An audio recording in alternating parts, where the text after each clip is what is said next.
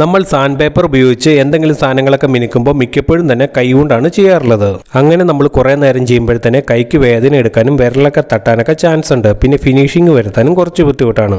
അപ്പോഴാണ് ഇതുപോലത്തെ sanding block ഉപകാരപ്പെടുന്നത്. വാഹനങ്ങളുടെ പെയിന്റിംഗ് വർക്ക് ചെയ്യുന്നവർക്കും തടിയൊക്കെ പോളിഷ് ചെയ്യാൻ വേണ്ടി മിനുക്കണവർക്കും ക്രാഫ്റ്റ് വർക്ക് ചെയ്യണവർക്കൊക്കെ ഈ ടൂള് വളരെ ഉപകാരമാണ്. ഇതിപ്പോൾ എങ്ങനെ ഉപയോഗിക്കണമെന്ന് നോക്കാം. അപ്പോൾ ഈ സാൻഡിംഗ് ബ്ലോക്കിന്റെ അതേ വീതിയിൽ തന്നെ സാൻഡ് പേപ്പർ കട്ട് ചെയ്തെടുക്കണം. ഇതിന്റെ ഇരുവശങ്ങളിലും ഓരോ ക്ലിപ്പ് പോലെയുണ്ട്. അപ്പോൾ അത് അകത്തിയ ശേഷം സാൻഡ് പേപ്പർ ഉള്ളിലേക്ക് കയറ്റി വെക്കണം. ഒരു വശത്തെ ക്ലിപ്പിലേക്ക് സാൻഡ് പേപ്പർ കറക്റ്റായിട്ട് വെച്ച ശേഷം മറുവശത്തുള്ള ക്ലിപ്പും അകത്തിയിട്ട് സാൻഡ് പേപ്പറിന്റെ മറ്റേ അറ്റം ഉള്ളിലേക്ക് കയറ്റി വെക്കണം.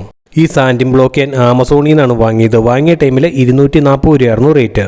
ഇനി നമുക്ക് ഈ സാൻഡിംഗ് ബ്ലോക്ക് ഉപയോഗിച്ച് വളരെ എളുപ്പത്തിൽ എന്തും മിനുക്കിയെടുക്കാം.